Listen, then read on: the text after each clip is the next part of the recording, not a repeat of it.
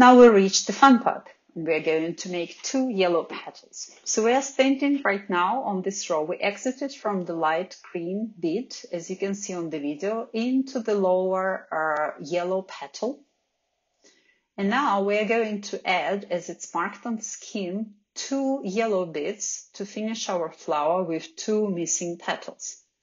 So we take 2 yellow beads at the same time, and we go backwards through the very first petal of this flower which we made. So we go backwards into our flower.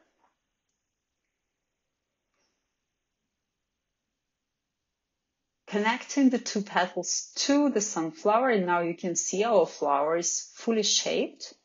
And now to return to where we need to be, we go backwards through the petal which was second, which we made.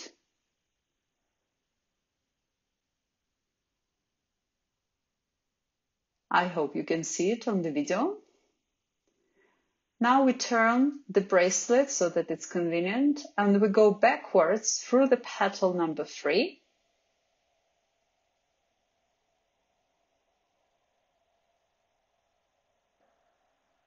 And finally, we are returning to where we started, adding petals, which is petal number 4.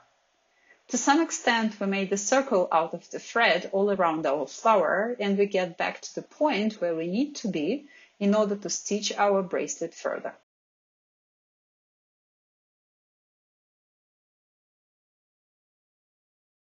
Let's see how the petals added are looking into our scheme drawing. So we had this work so far. We exited from the light green into the 4th yellow petal. Then we added 2 yellow beads, which I'm drawing right now on the scheme as squares. So we added 2 yellows. We went with our thread through those 2 beads. Then we returned into the very first yellow petal, went into the second one, third one, fourth one, and we exited with our thread exactly where we needed in order to make the next row. From now on, using the scheme, you can continue making the rows.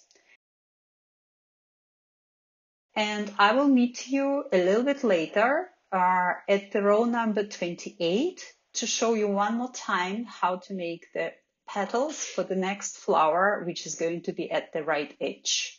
So I'll see you there after we finish our next few rows.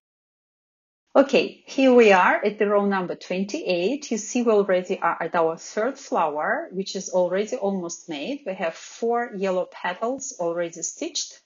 Our thread goes out of the petal number 4. We take 2 beads exactly as it was in the previous part, and we go backwards into the petal number 1.